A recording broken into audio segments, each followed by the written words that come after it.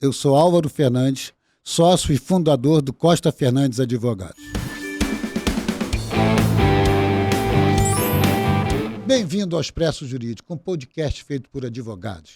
Aqui nós pretendemos trazer empresários, advogados, profissionais liberais para discutir questões jurídicas que sejam comuns a todos eles.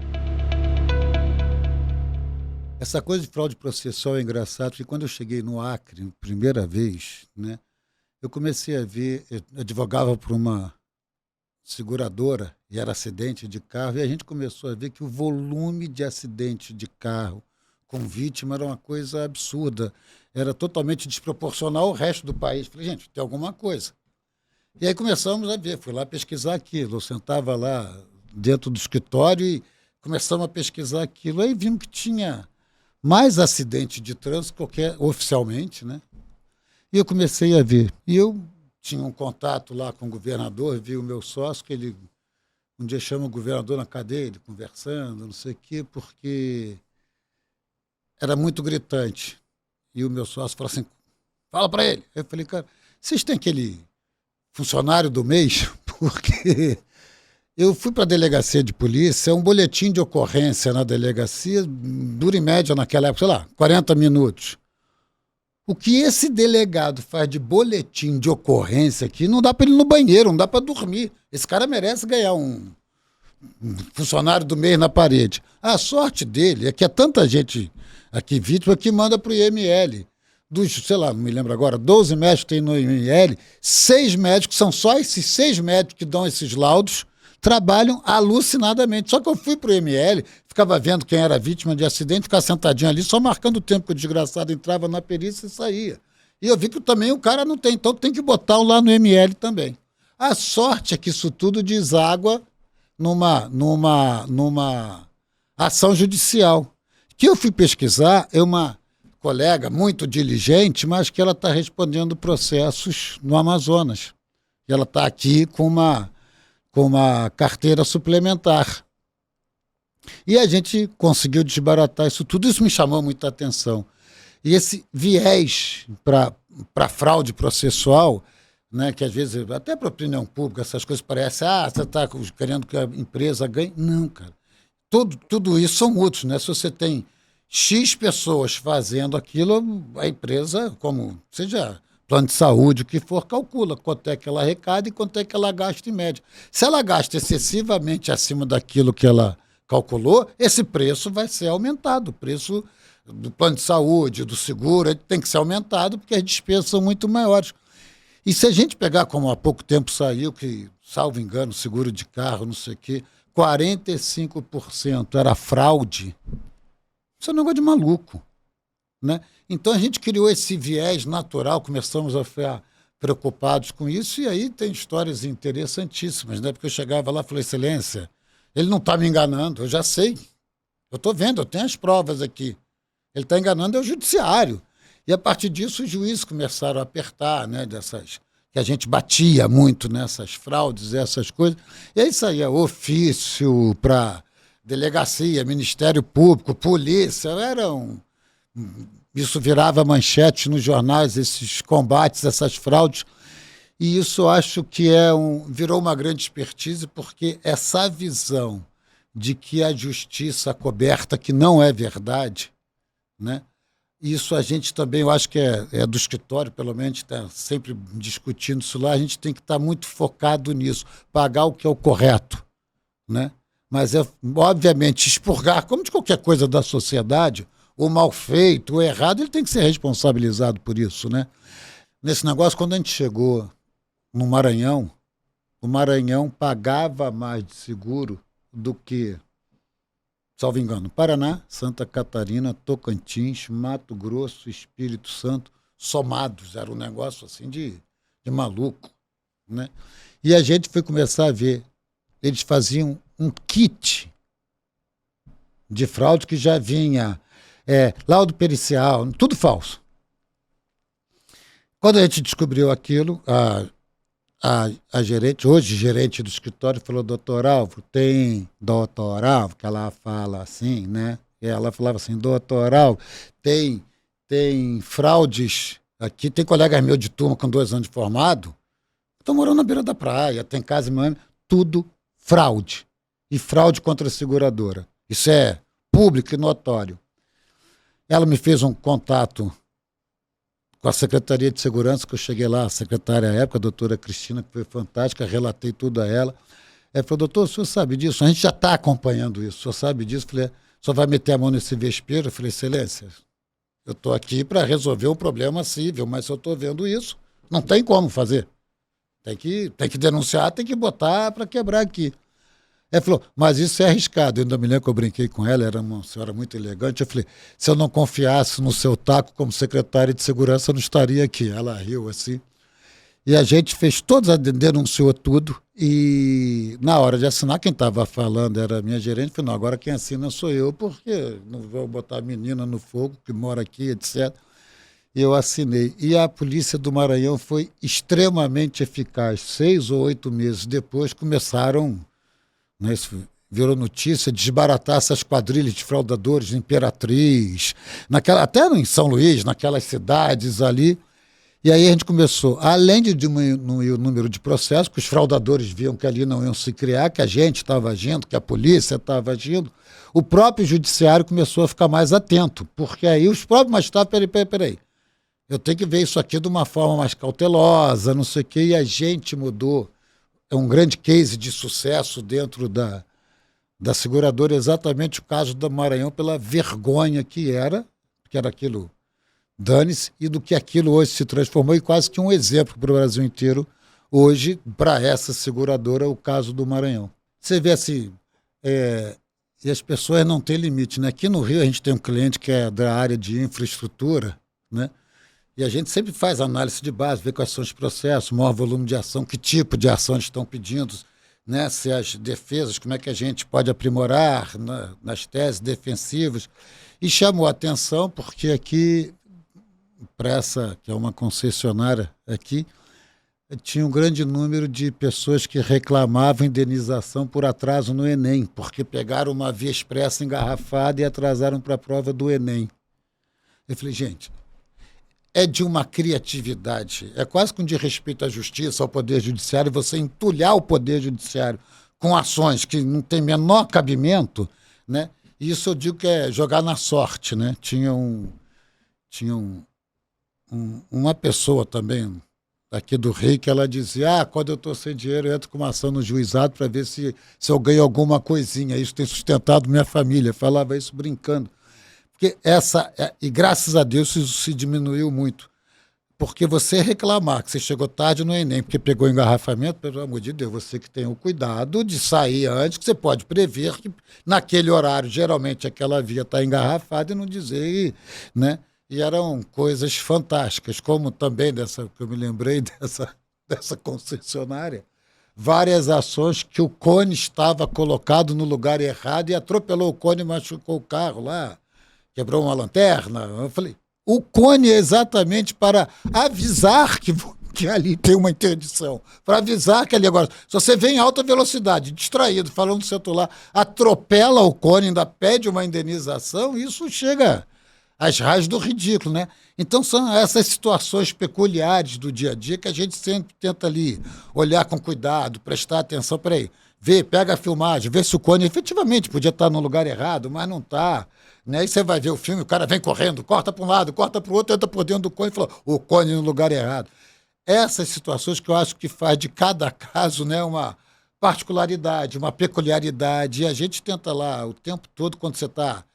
Por isso que eu digo que apesar de a gente atrapalhar com a advocacia de volume, cada processo você tem que parar, prestar atenção, olha com carinho, como se aquele fosse o teu único processo, que tem sempre brecha, eu não digo brecha para ganhar ação, não, brecha para fazer essa melhor justiça. E o depoimento que eu dou é de verdade para todas as empresas que a gente advoga. Eu nunca vi nenhuma delas chegar e falar assim, isso nós não vamos pagar, tenta ganhar. Não, paga o justo e acaba com essa porcaria rápido, porque é desvantajoso para eles.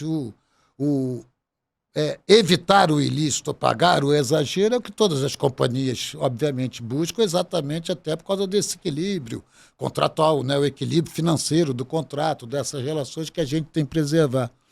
Eu costumo brincar que eu digo que eu não sou juiz frustrado, promotor frustrado, não sou nada disso. Eu amo minha profissão. Eu sou advogado, eu gosto de advogar, eu gosto de estar na tribuna fazendo defesa, eu gosto de estar numa audiência, eu gosto de estar procurando essas peculiaridades. E também, uma vez, também visitando um cliente que eu disse, eu não sou o empresário do direito, aquele cara que é advogado e tem um escritório e fica rico, não sabe nem o que está acontecendo, não. Até porque meu escritório não é tão grande, quem dera que eu tivesse tão rico, não é isso.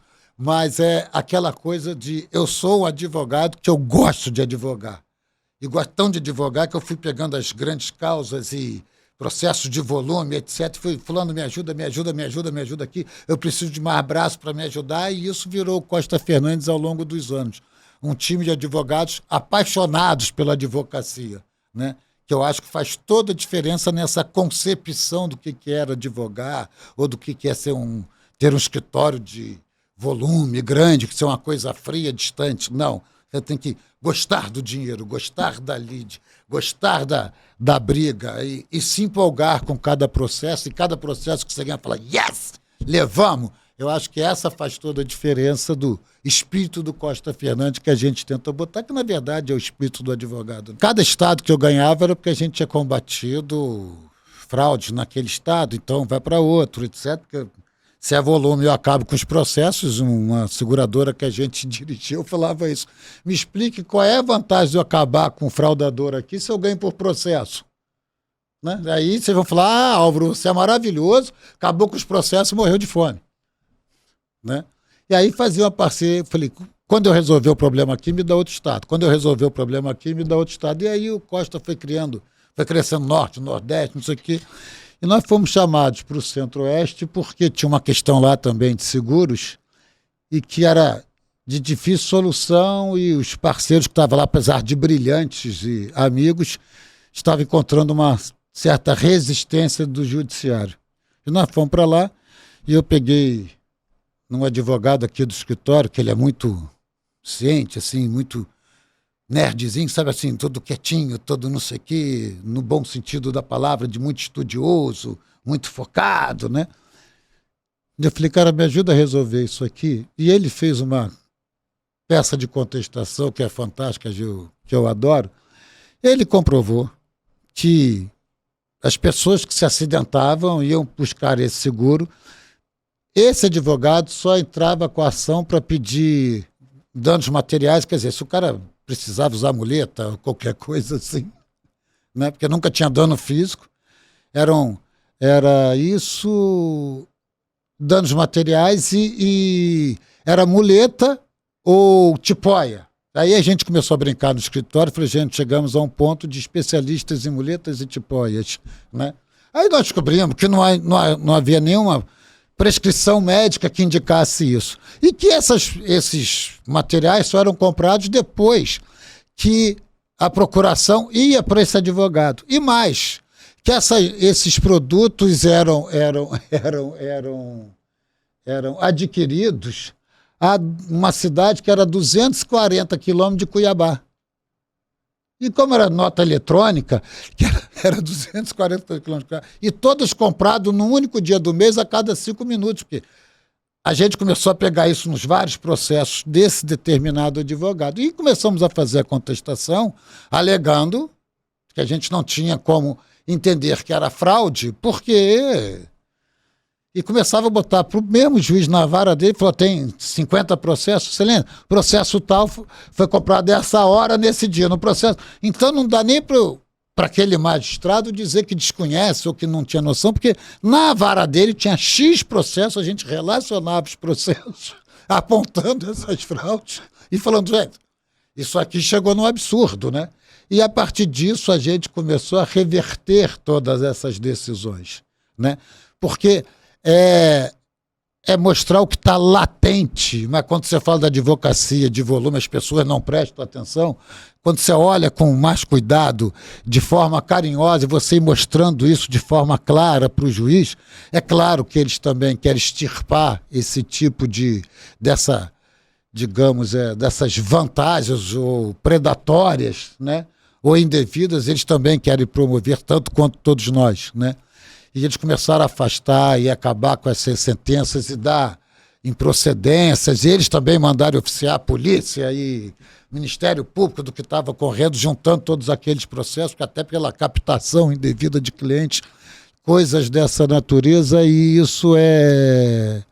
E a maioria desses processos já foram até extintos, isso no Mato Grosso, e eu boto que essas são as delícias de ser, fazer o que gosta, de exercer a profissão. Sabe aquela historinha, né? Antiga, alguém diria que sou dos chineses, que eu também não sei dizer que é o chinês que falava isso, não, que trabalhe com o que você gosta e você nunca vai trabalhar na vida. É mais ou menos como eu me sinto no direito, né? Eu acho que lá no escritório a gente tem esse espírito gostoso de trabalhar e a gente se diverte muito quando tem sucesso nessas demandas assim mais, digamos, pitorescas, né? Eu acho isso muito gostoso. A gente chegou em Roraima e aquilo era um festival de ação também. Cara, a gente está falando isso engraçado, né? Até pela informatização e todos os meios que a gente tem hoje, isso parece fácil, mas naquela época, estamos falando de 20 anos atrás, sei lá, 18, 20, né? E aí, junto com as pessoas da seguradora também, a gente começou a ver que o volume de ação era muito grande. Na verdade, quem teve isso foram 2 funcionários da seguradora, tiveram a ideia de a gente fazer um mutirão. E eu fui falar com o juiz. Falei, vamos fazer um mutirão? Ou seja, vamos juntar, isso era uma coisa muito embrionária aqui, né? Vamos, no Brasil, vamos fazer isso, vamos criar uma semana aqui, um dia, junta todos esses processos. Faz perícia médica, fez perícia médica, já sabe quanto é que tem que indenizar. Vem para cá, a gente diz que paga, o senhor dá a sentença, se a parte concordar, a gente paga em 30 dias. Se não, o senhor julga extinto, ou seja lá o que for, e a gente começou a fazer isso. E isso fez um sucesso muito grande. E essa seguradora acabou ganhando o prêmio Novare pela iniciativa de promover mutirões, e depois a gente espalhou isso quase todos os estados do Brasil através dessa seguradora, e era uma coisa assim muito, muito gostosa de fazer também, e resolvemos levar isso para Rondônia.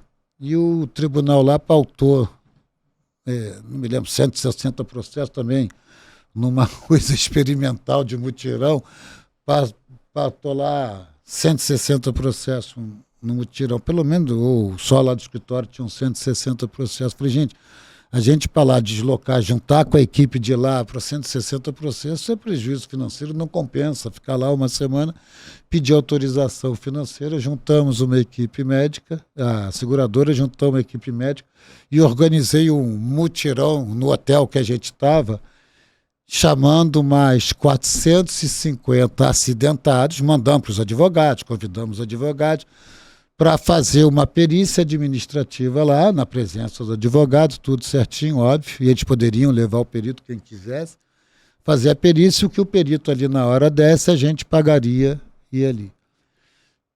Eu me lembro que um dia eu acordo e viro para o meu sócio na época, falei, gente, tem algum tumulto nesse hotel? Ele falou, porque olha o que tem de moto, olha a fila de moto aqui na porta dele, é um tumulto, o nego deve estar oferecendo emprego nessa porcaria aqui, olha o tumulto que está nisso aqui. Aí ele olhou para mim e falou, não, Álvaro, é o pessoal que a gente chamou para fazer perícia médica. A sorte que a estrutura estava grande.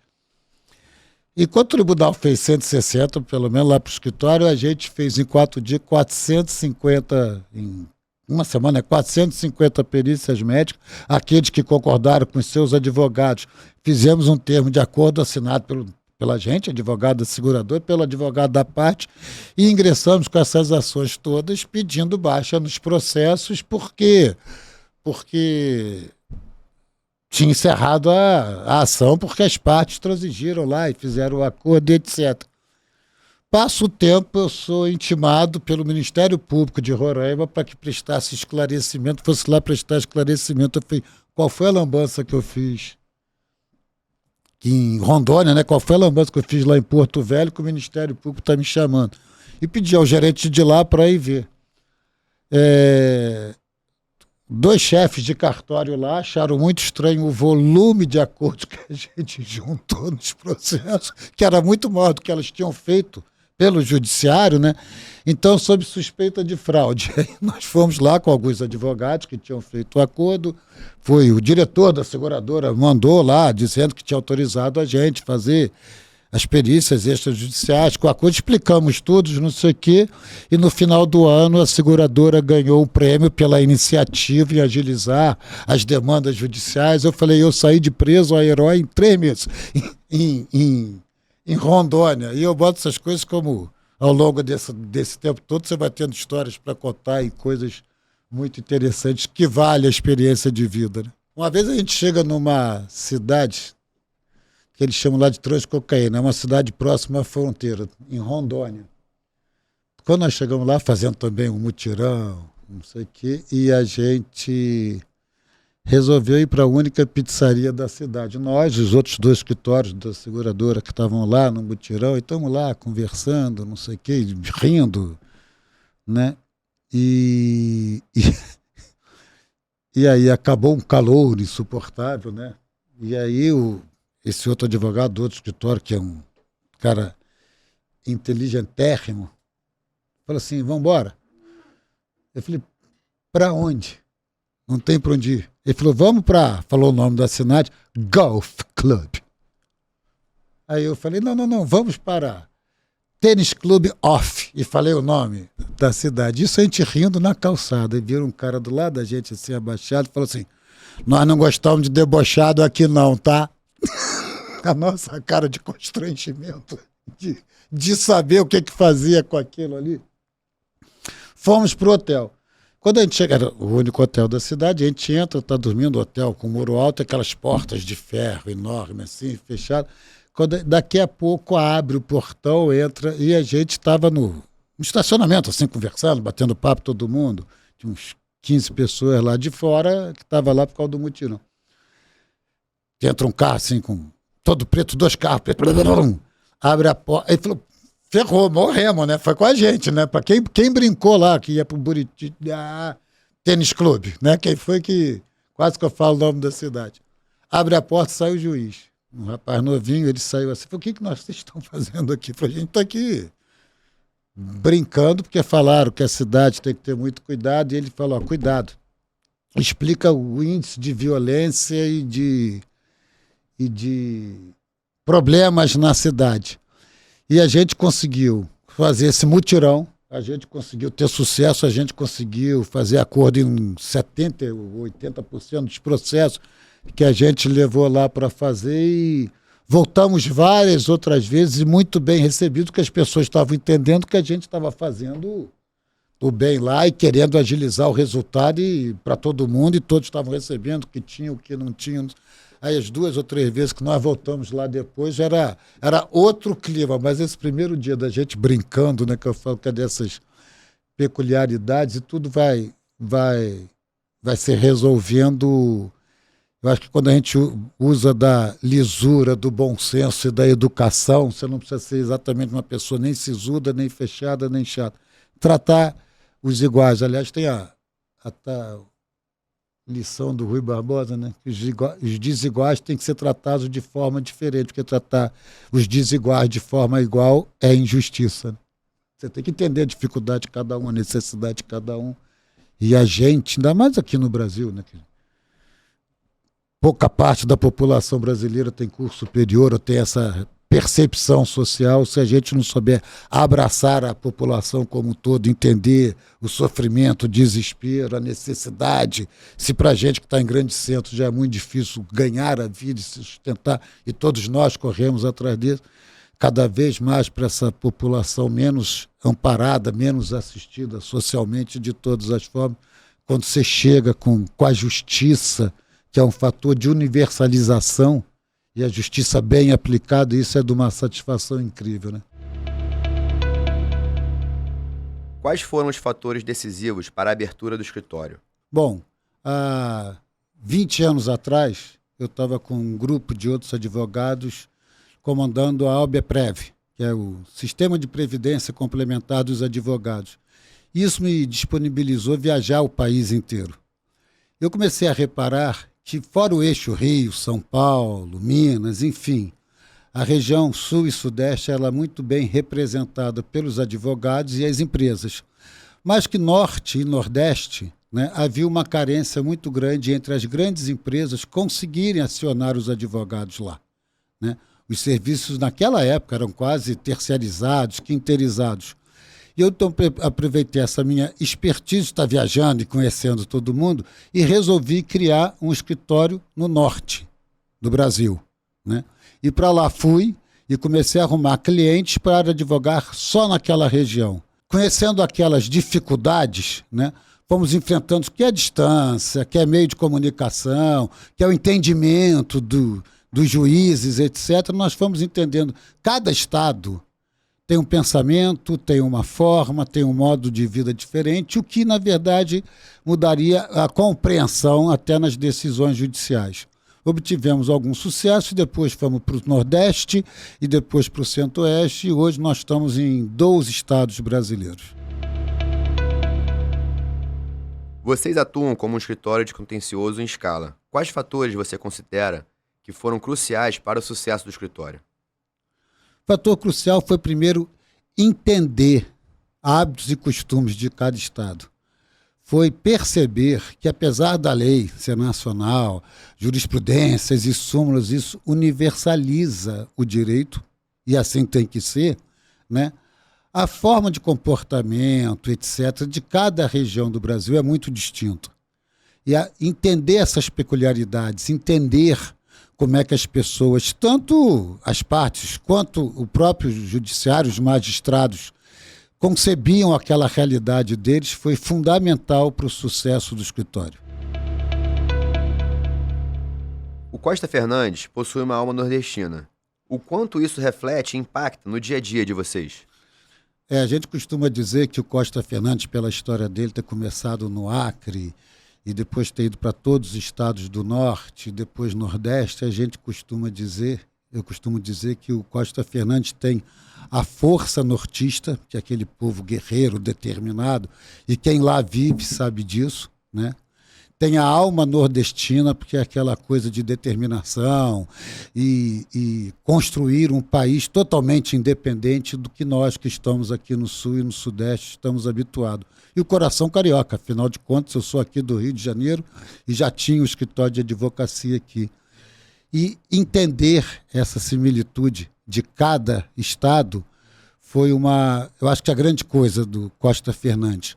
Agora, os desafios foram enormes. Se a gente lembrar que há 20 anos atrás a comunicação era dificílima e a gente conseguiu montar uma rede através de internet, naqueles pendrivezinhos de internet, mandar laptop para todos os escritórios em todas as comarcas, isso fez com que a gente tivesse um acesso rápido. Ou seja, no dia a dia, você tem que conseguir uma liminar ou tem uma urgência, uma comarca distante, e vamos lembrar que tinha comarca que você levava um dia de barco para chegar, levava 3 horas de avião, não era uma coisa fácil.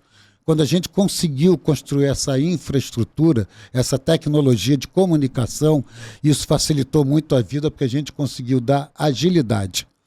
A outra coisa muito interessante é que a gente começou a perceber que essas características regionais impunham o entendimento do escritório sobre cada determinação. E o que eu fiz? Não tem uma comarca no Brasil em que o escritório atue que eu não tenha ido pessoalmente fazer audiência, fazer mutirão e essas coisas. E aí a gente começou a fazer, para cada ação, para cada tipo de ação que a gente tem dentro do escritório, um checklist de perguntas para as audiências. Porque a gente já sabia qual era o que era fraude, o que estava correto, o que não estava. Então, essa expertise de viver o dia a dia desse cotidiano, né, forense em todas essas regiões, realmente não deu uma expertise de saber lidar o trato com o judiciário local fantástico. E acho que isso ao longo dos tempos, fez muita diferença para o Costa Fernandes. A tecnologia tem desempenhado um papel fundamental na atuação do Costa Fernandes. Poderia nos dar exemplos de como a tecnologia otimizou processos e contribuiu para uma abordagem mais eficiente na resolução dos casos? A tecnologia já é fundamental, né? E a gente só conseguiu, além da que a gente comentou sobre essa informatização interna do escritório, conseguir criar essa rede com todas as comarcas que a gente atua. O controle processual era muito difícil. E nós estamos falando do tempo que os processos eram físicos, né? E não como hoje. O que a gente conseguiu fazer foi montar um sistema, aprimorar os sistemas de controle processual que já existiam, e nós fomos desenvolvendo nossas próprias ferramentas, nossos próprios robôs, né? Eu costumo brincar e dizer que uma das coisas fundamentais para o Costa, como a gente faz contencioso de volume, a gente já sabia para determinada demanda, o juiz que nem pelo volume de processos iguais, ele já sabe, está pedindo isso, a sentença é aquilo, a sentença era quase que automática. O que a gente conseguia saber? Nós começamos a fazer pesquisa de saber como é que aquele juiz decidia aquelas questões, porque eram quase que automáticas. E aí, na nossa contestação, a gente já trazia ou novas teses, ou mudava nova redação, ou já sabia qual era a decisão dele, já fazia quase que um pré-recurso, que era para obrigar o juiz a modificar aquele entendimento dele. E isso, ao longo do tempo, nós fomos conseguindo implementar o direito que a gente achava que teria que ser e, basicamente, a estrutura de fraude processual.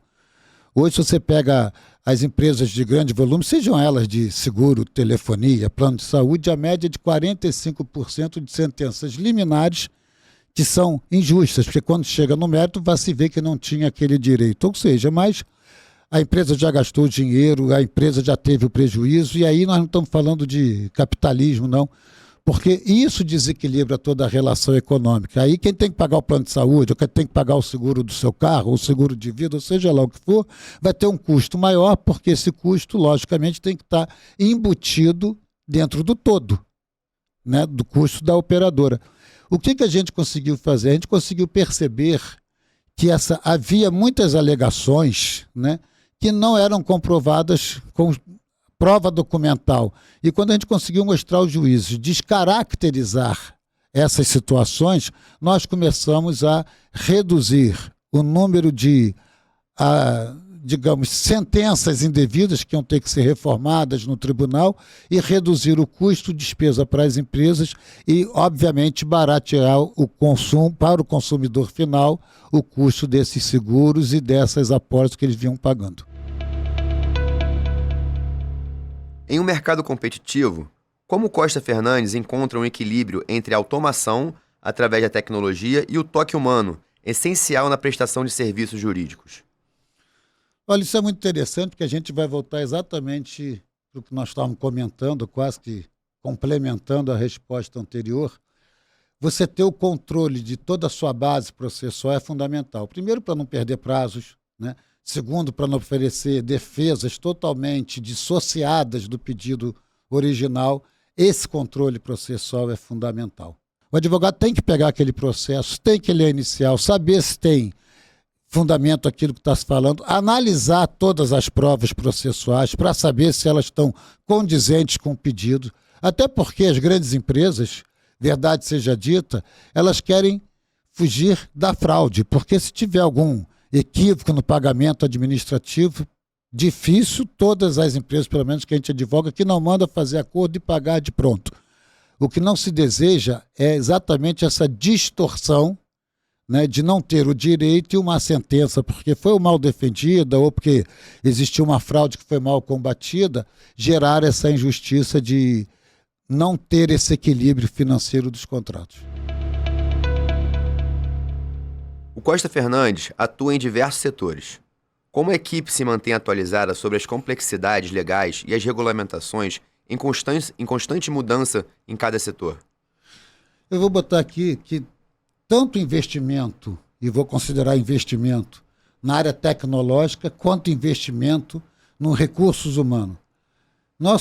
A gente hoje atua na área de seguros, atua na área de infraestrutura, bancário, né, e tantas outras, mas essas em especial, que além da legislação ordinária de responsabilidade civil, direito do consumidor, a legislação específica tem que ser muito atento, porque não pode ser esquecida uma norma, uma regra, um normativo que alguma agência reguladora pode dar. E a gente só consegue isso qualificando os profissionais. Ou seja, para cada área específica do Costa Fernandes, nós temos um chefe de equipe altamente qualificado e a gente investe em cursos, a gente investe em mestrados, doutorados, etc., para cada área, E essa pessoa, esse advogado, é quem vai comandar toda a parte jurídica e exigir de toda a equipe que também tenha conhecimentos específicos para aquela área de atuação. E eu acho que esse é o grande desafio. Porque dizem que no Brasil tem muitas leis e algumas não pegam. Não, no Brasil tem muitas leis. O nosso arcabouço jurídico é elogiado no mundo inteiro e as leis aqui pegam sim. Elas têm que ser bem aplicadas, corretamente aplicadas, para que tenhamos cada vez mais buscar a justiça. E aqui não estou falando se quem ganha e quem perde a causa. Eu estou falando de justiça no sentido mais lato. Mas, para isso, nós temos que ter bons profissionais em busca desse resultado. Qual o impacto de manter escritórios em diversas regiões do Brasil? E o quanto isso corrobora para a taxa de sucesso do escritório? A importância de se manter as filiais que a gente mantém em diversos estados. Eu me orgulho muito de dizer que a nossa rede de advogados, nós temos advogados em quase todas as comarcas dos estados que a gente atua. Não vou dizer em todas, porque às vezes uma comarca é muito pequena, etc., você tem um advogado que cobre toda a região. Mas temos advogados em todas as comarcas dos estados que a gente atua o tempo todo. Isso é de fundamental importância pela segurança que o escritório pode ter e oferecer aos seus clientes. Por questões liminares, questões de emergenciais, ou seja lá o que for, nós conseguimos acionar o nosso advogado lá naquela comarca longínqua, distante, lá naquele município de difícil acesso, imediatamente. Isso é um grande fator. O segundo grande fator, para mim, é exatamente a gente ter os advogados dos estados em que eles residem, onde eles moram, atuando naquela região. Por quê? Porque isso, primeiro, você cria esse entendimento, esse senso comum do direito. Isso, obviamente, e não podemos nos esquecer de que as relações humanas, você ter bom contato com os cartórios, com os magistrados, enfim, com todos os operadores do direito, isso facilita no bom sentido, né? E muito a agilidade, porque depois de 20 anos você construir um nome de credibilidade é difícil. E graças a Deus, toda a equipe Costa Fernandes conseguiu fazer isso. E isso facilita muito do que quando a gente fala, ou quando a gente chega nos cartórios ou nos tribunais, as pessoas sabem que ali a gente está mitigando o melhor direito. E isso se consegue também com a credibilidade e o nome de cada profissional do Costa Fernandes atuando nos seus municípios, nos seus estados, nas áreas onde eles residem, porque é ali que eles vão construindo o meio social deles e, obviamente, a reputação de cada um. No contexto do Costa Fernandes, como foram desenvolvidos e refinados os processos para lidar com um volume significativo de casos de contencioso? Olha, além de tudo que a gente já conversou aqui, já expôs aqui, eu acho que uma coisa fundamental, além do controle, além da capacidade individual, etc., mas se a gente imaginar que ao longo desses 18 anos de Costa Fernandes já passaram por nossa base mais de 1.300.000 processos, né? Você, querendo ou não, você cria uma expertise. Eu acho que a questão fundamental é efetivamente essa qualificação cada vez mais apurada do controle processual, né, de prazos para que não tenha penhoras, etc., etc., e depois o entendimento do judiciário local. Quando você cria essa relação de confiança, quando você entende por que o magistrado, né, mesmo dentro da lei, óbvio, mas tem uma visão não tão próxima daquilo que você imagina e por isso dá uma sentença que não tem. Quando você vive o local, isso é fundamental. E eu boto essa confiança, porque quando você vai despachar com o juiz, fala, excelência, senhor me desculpa, tem aqui, ou para o cartório, como a gente cansa de fazer, já que a gente está falando de advocacia de volume, muitos processos repetitivos, você pegar um X número de processos, vai no cartório e fala, vocês podem nos ajudar, esses processos estão há não sei quantos meses para dar sentença, a gente sabe que vocês têm outras prioridades, será que vocês nos ajudam a encerrar esses processos que estão muito demorados? Quando você cria essa troca, quando você cria essa confiabilidade, essa parceria, Isso é fundamental para que você consiga reduzir o tempo de processo na sua base, o que para as empresas é fundamental. Você consegue, né? Porque quanto mais tempo esse processo está rodando, mais caro ele fica. Você consegue depurar melhor o que é fraude, o que não é fraude. E aí você consegue julgar esses processos a favor das empresas, né? Você bota sentenças favoráveis às empresas, porque fica caracterizada essa fraude. E mais, as distorções, ainda mais quando a gente está falando de juizados especiais, de condenações muito altas que não refletem o equilíbrio da condenação entre o dano efetivamente que possa ter ocorrido e o valor a ser depurado. Quando você cria essa troca de confiança via todos os parâmetros legais, isso faz reduzir as condenações, reduzir o valor das condenações, reduzir o tempo do processo, né, na base, e cria a confiabilidade, quer para as empresas que a gente advoga, quer para as comarcas em que a gente atua, porque construir um bom nome, a gente leva 20 anos e destruí-los é rápido, a gente sabe disso, mas nós temos como norma, e não poderia ser diferente, como, graças a Deus, a OAB e todos nós lutamos muito por isso, construir esse bom nome de credibilidade e respeitabilidade por onde atuamos. A gente comentou muito sobre o estado do Norte, Nordeste, e como está a atuação do escritório no Rio de Janeiro? Bom, eu costumo brincar que eu não digo que eu nasci em Niterói, que pode parecer exibicionismo, né? Porque nascer em Niterói é um privilégio. Mas o Rio de Janeiro, o estado do Rio, é minha casa. Foi aqui que minha faculdade, o meu pai tinha escritório já aqui há 60 anos. Quer dizer, o meu berço, não só de físico, mas profissional, é o estado do Rio de Janeiro, né? E como eu disse lá no princípio, eu fui para o Norte e Nordeste para tentar fazer essa conexão entre as empresas e o judiciário local. Mas há alguns anos atrás nós voltamos e montamos o que a gente chama de sede executiva do Costa Fernandes aqui no centro do Rio, onde aqui funciona o quê? Os chefes de equipe jurídica e administrativa estão aqui porque facilita tomar as decisões, né? E o nosso sistema de informatização é enorme dentro do escritório, então a gente fala com todas as filiais, com todas as comarcas, quase que diariamente a partir do Rio, além de ter gerências regionais, etc.